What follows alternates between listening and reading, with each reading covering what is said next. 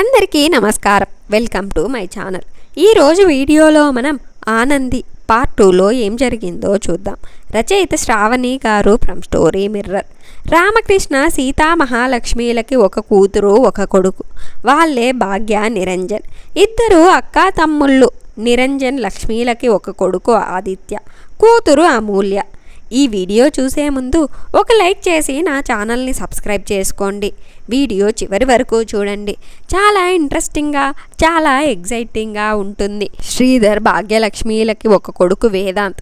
నిరంజన్ గారు రెవెన్యూలో వర్క్ చేస్తారు. శ్రీధర్ గారు ఇంగ్లీష్ లెక్చరర్. చిన్నప్పటి నుండి అమ్మూది చాలా సెన్సిటివ్ మెంటాలిటీ. తనకి ఏమైనా నో ప్రాబ్లం, కానీ తను ఇష్టపడే వాళ్ళకి, తను అనుకున్న వాళ్ళకి ఏమైనా తట్టుకోలేదు. చాలా సున్నితత్వం. దానికోసం ఏమైనా చేస్తుంది. వేద్ కూడా చాలా మంచివాడు, కానీ తన కోసం ఆలోచించాకే వేరే వాళ్ళ గురించి ఆలోచిస్తాడు. ఆదిత్య చిన్నప్పటి నుండి ఎక్కువ హాస్టళ్లలోనే ఉండేవాడు. కారణం, ఇంట్లో కుదురుగా ఉంటూ చదివేవాడు కాదు. కానీ వేద్ అండ్ ఆది మంచి ఫ్రెండ్స్ ఇద్దరు. అప్పుడు వేద్కి 15 ఏళ్ళు, అమ్ముకి 10 ఏళ్ళు. అందరూ కలిసి గుడికి వెళ్ళారు. అక్కడ గుడి మెట్ల దగ్గర ఒక 10 ఏళ్ల పాప భిక్షం అడుగుతూ కనిపించింది.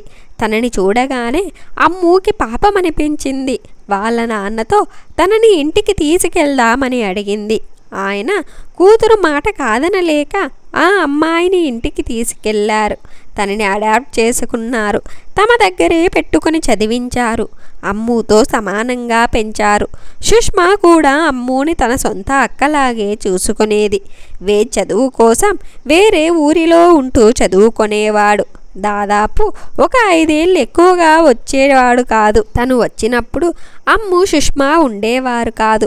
రామకృష్ణ గారి దగ్గరికి వెళ్ళేవారు. అలాగే తన ఇంజనీరింగ్ కంప్లీట్ చేసుకుని ఇంటికి వచ్చేసరికి హాల్లో కూర్చొని టీవీ చూస్తూ కనిపించారు సుష్మా, అమ్ములు. తొలి చూపులోనే వేద్కి నచ్చేసింది సుష్మా. చాలా అందంగా కనిపించింది. అమ్ము కూడా చాలా అందంగా ఉంటుంది. కానీ ఎందుకో వేద్ మనసు సుష్మానే కోరుకుంది. ఆ విషయం ఎప్పుడూ చెప్పలేదు. వేద్ అక్కడే ఒక కంపెనీలో జాబ్ చేసేవాడు. అమ్ము కూడా వేద్ని తన నడవడికని చూసి ఇష్టపడింది. సుష్మా కూడా ఇష్టపడినా ఎప్పుడూ చెప్పలేదు. ఆదిత్య కూడా హాలిడేస్కి మాత్రమే వచ్చేవాడు. మెడిసిన్ కోసం బెంగళూరులో ఉండేవాడు హాస్టల్లో. కానీ చెల్లెళ్ళంటే చాలా ఇష్టం. ముగ్గురు ఎవరి ప్రేమను వాళ్ళలోనే దాచుకున్నారు. సుష్మకి జాబ్ వచ్చి వేరే ఊరికి వెళ్ళింది. అమ్ముకి వచ్చిన పేరెంట్స్ని వదలలేక వెళ్ళలేకపోయింది. సుష్మా వెళ్ళాక అక్కడే ఉండలేని వేద్ కూడా ట్రాన్స్ఫర్ చేయించుకోవడానికి చాలా తంటాలు పడి సుష్మా ఉన్న ప్లేస్కి వెళ్ళాడు. అక్కడే కొన్ని రోజులకి ఇద్దరికి ఒకరికొకరు ప్రేమకు తెలుపుకున్నారు. అప్పుడే ఇంటి నుండి ఫోన్ వచ్చింది వేద్కి. నీకు అమ్ముకి 2 రోజుల్లో ఎంగేజ్మెంట్ అని. భాగ్య చెప్పిన మాటలకి కాళ్ళ కింద భూమి స్తంభించింది. సుష్మాకి కూడా చెప్పి ఇంట్లో ఒప్పించాలి అని అనుకున్నారు. అసలు నువ్వెలా ఓకే అన్నావు అమ్ముతో అని అడిగిన సుష్మా క్వశ్చన్కి, ఒకసారి అమ్మ నన్ను పెళ్లి చేసుకోమని అడిగింది, కానీ అప్పుడు నువ్వు ఇంకా చదువుకునేదానివి. అందుకే నేను ఒకరిని ప్రేమిస్తున్నా అని చెప్పాను అని చెప్పాడు. ఎవర్రా అమ్మాయి అని అడిగారు భాగ్య గారు. నాకు చిన్నపాటి నుండి తెలిసిన అమ్మాయే అని అన్నాడు. మన అమ్మూనా అన్నారావిడ. అమ్మూనే అన్నాడు వేద్ కూడా, వేరే చెప్పలేక. ఓ అలాగే అని ఆమె నవ్వుతూ బయటికి వచ్చి, వేద్ మన అమ్ముని ఇష్టపడుతున్నాడు, అందుకే అమ్ము చదువయ్యాక చేద్దామని చెప్పారు. అదంతా దూరం నుండి విన్న అమ్ము ఆనందానికి అవధులు లేవు. చాలా సంతోషించి బాగా చదువుకుంది. ఇది జరిగిన విషయం. ఆ తర్వాత నిశ్చితార్థం రోజు వేద్ ఇంటికి వెళ్ళాక జరిగింది మొత్తం నీకు తెలుసు. ఇదండి జరిగింది. ఇంకా ప్రజెంట్లోకి వచ్చేద్దాం. ఇంటికి వెళ్ళిన అతను తన తల్లిని చూడగానే ఆమెను హత్తుకొని తనివి తీరా ఏడ్చాడు. ఎన్ని రోజుల దుఃఖం అది. అలా ఏడుస్తున్న కొడుకుని చూసి ఆమె కూడా కన్నీరు పెట్టుకున్నారు. వీళ్ళని చూసిన ఆమె భర్త కూడా కన్నీరు పెట్టుకున్నారు. ఆ రాత్రి వాళ్ళు అమ్మఒడిలోనే నిద్రపోయాడతను. ఆ రాత్రి అందరికీ కాలరాత్రే అయ్యింది. మరుసటి రోజు భారంగా కళ్ళు తెరుస్తున్న అమ్ముకి కళ్ళ ముందు కనిపించింది అతని రూపం. బాధగా ప్రేమనంతా తన కళ్ళల్లోకి నింపుకొని తననే చూస్తున్నాడు. ఎప్పుడూ అల్లరిగా నవ్వే కళ్ళలో ఈసారి బాధ, ఆవేశం, కన్నీళ్లు కనిపించాయి. తను చూస్తుంది నిజమా అబద్ధమా అని కళ్ళు నులుముకుంది. చింతగా ఈసారి అతను కనిపించలేదు. ఇదేంటి ఇలా అంటూ భ్రమ అనుకొని లేవడానికి ట్రై చేస్తుంటే స్లిప్ అయ్యింది. వెంటనే వచ్చి పట్టుకున్నాడు 2 చేతులు. పట్టుకున్న వ్యక్తిని చూసి తల దించుకుంది. బాధ ప్లేస్ కోపంతో తననే చూస్తున్న ఆదిని చూస్తుంటే తల ఎత్తలేకపోయింది. ఎందుకే ఇలా చేశావని అడిగాడు బాధగా. ఆ టైంలో ఏం చెయ్యాలో అర్థం కాలేదన్నయ్య. సుష్మా మెడలో బావ తాళి కడుతుంటే నా మనసు ఆగలేకపోయింది. నాకు మళ్ళీ జీవితం ఇక కనిపించలేదు. అందుకే అలా చేశాను అంది తల దించుకొని మళ్ళీ. అలాంటిది ఎందుకురా వాళ్ళకి పెళ్లి జరగాలి అని అంత పాటుపడ్డావు అని అడిగాడు. నా ప్రేమ గెలవలేదని తన ప్రేమని ఓడించలేనుగా అన్నయ్య. అది కాక ఆ బాధ మరొకరికి ఇవ్వలేను. భరించడానికి చాలా కష్టంగా ఉంది అని అంది కన్నీళ్లు వస్తుంటే. ఎందుకో ఆ క్షణం అమ్ము కళ్ళ ముందు అతని రూపమే వచ్చిపోయింది. ఏడవకురా, అంతా మన మంచికే అనుకో అని కన్నీళ్లు తుడిచాడాది. సరే నిన్ను డిశ్చార్జ్ చేస్తారంట పద అని నెమ్మదిగా లేపాడు. అమ్ము కూడా అది సపోర్ట్ తీసుకుని లేచింది. మెల్లగా నడిపించుకుంటూ కార్ దగ్గరికి తీసుకెళ్లాడు. ఇంటికి వెళ్ళారు వేద్ అండ్ సుష్మాతో సహా. ఇంటికి వెళ్ళాక భాగ్య గారు హారతి ఇవ్వబోతుంటే సుష్మా అండ్ వేద్లని పిలిచి వాళ్ళకి ఇప్పించింది. ఆ తర్వాత అందరినీ హాల్లో కూర్చోబెట్టి ప్లీజ్ మీరు వీళ్ళ పెళ్ళిని యాక్సెప్ట్ చేయండి అని ప్రాధేయపడింది. వాళ్ళు కూడా ఇంకా తప్పక ఒప్పుకున్నారు. అమ్ము నవ్వుతూ తన రూంలోకి వెళ్ళిపోయింది. అలా ఒక వారం రోజులు చాలా భారంగా గడిచింది. అమ్ము కూడా ఎక్కువ అందరితో కలవలేక ఒంటరిగానే రూంలో ఉండేది. ఇంతకు ముందు ఉన్న చలాకీతనం లేదు. సరిగ్గా తినక నిద్రలేక చాలా తగ్గిపోయింది. తన పరిస్థితి గమనించిన ఆది తనకి కాల్ చేసి అంతా చెప్పాడు. అతను కూడా ఓకే అన్నాడు హ్యాపీగా. అలా 2 రోజుల తర్వాత బీచ్కి వెళ్ళింది ఆదితో. అక్కడే ఇసుక తిన్నెల్లో కూర్చుని సముద్రపు అలల్ని చూస్తూ ఉన్న అమ్ము పక్కన వచ్చి కూర్చున్నాడతను. పక్కన ఎవరో కూర్చున్నారని పక్కకి తిరిగిన తనకి అతను కనిపించేసరికి అప్రయత్నంగా తన నోటి నుండి గౌతమ్ అన్న పేరు పలికింది. అమ్ము నోటి నుండి తన పేరు చాలా కొత్తగా వినిపించింది గౌతమ్కి. కళ్ళు మూసుకొని ఆ ఫీల్ని ఫీల్ అవుతూ ఉన్నాడు. సారీ గౌతమ్ అని బాధగా అంది. ఎందుకు అమ్ము అన్నాడు చాలా ప్రేమగా. నా వల్ల నువ్వు చాలా బాధపడ్డావు, చాలా అవమానపడ్డావు అని అంది తల దించుకొని. నువ్వేం తప్పు చెయ్యలేదమ్ము తల దించుకోవడానికి అని అన్నాడు. అవును, నువ్వు వెళ్ళిపోయావు కదా మళ్ళీ అని ఆగిపోయింది. వెళ్తూ వెళ్తూ ఒక మాట చెప్పాను గుర్తుందా? నీకు సంతోషం కోసం వెళ్తున్నా. అలాంటిది నువ్వు హ్యాపీగా లేవంటే ఎవరు అడ్డొచ్చినా ఆగను. నువ్వు పిలిచినా పిలవకపోయినా వచ్చేస్తా నీ లైఫ్లోకి అన్నాను. అవునా, మరి ఇప్పుడు నువ్వు హ్యాపీగా ఉన్నావా అని అడిగాడు తన కళ్ళల్లోకి చూస్తూ. చాలా హ్యాపీగా ఉన్నానంది తడబడుతూ. నీకు అబద్ధం ఆడటం రాదమ్ము అన్నాడు నవ్వుతూ. మౌనంగా సముద్రం వైపు చూస్తూ ఉండిపోయింది.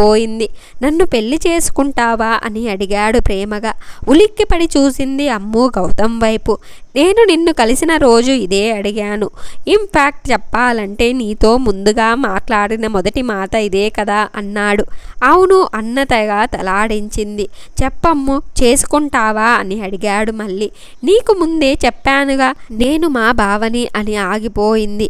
కానీ నేను కూడా నీకు చెప్పాను నిన్ను మీ బావ ప్రేమించట్లేదని. అయినా ఎందుకు ఇలా చేశావని అడిగాడు బాధగా. ప్లీజ్ గౌతమ్ ఇంక వదిలే అని అనింది విసురుగా. సైలెంట్ అయిపోయాడు గౌతమ్ కాసేపు. మరి లైఫ్ లాంగ్ ఇలానే ఉంటావా అని అడిగాడు మళ్ళీ. మా అప్ప ఏం డెసిషన్ తీసుకుంటే అదే అని అనింది. మరి నేను అని అడిగాడు చిన్న పిల్లాడిలా. నవ్వొచ్చింది అమ్ముకి గౌతమ్ అడిగిన విధానానికి. కొద్దిసేపు అమ్ము దగ్గరే ఉండి ఇంటికి వెళ్ళాడు గౌతమ్. ఇంటికి వెళ్ళాక అమ్ము ఏం తినకుండా నిద్రపోయింది. అది నిరంజన్ గారి దగ్గరికి వెళ్ళాడు. నాన్న, అమ్ముకి పెళ్లి చేద్దాం నాన్న, ఇలానే ఉంటే ఏమవుతుందో అని భయంగా ఉంది అని అన్నాడు. ఆయన కూతురు అలా ఉండడం చూడలేక మంచి సంబంధం ఏదైనా దొరికితే చేద్దామన్నారు. అయితే నా చిన్నప్పటి నుండి ఇంటర్ వరకు నాతో చదువుకున్నాడు గౌతమ్ అని చాలా అంటే చాలా మంచివాడు. నాకన్నా ఏవైనా బ్యాడ్ హ్యాబిట్స్ ఉన్నాయేమో కానీ వాడికి ఒకటి కూడా లేవు. గౌతమ్ వాడి పేరు అని చెప్పాడు. ఏం చేస్తుంటాడు అని అడిగారు. కంపెనీ ఉంది నాన్న, చాలా రిచ్ ఫ్యామిలీ, కానీ పేరెంట్స్కి కూడా పొగరు కానీ గర్వం కానీ లేవు. మీకు తెలిసే ఉంటుంది GN కన్స్ట్రక్షన్స్ గురించి అని అన్నాడు.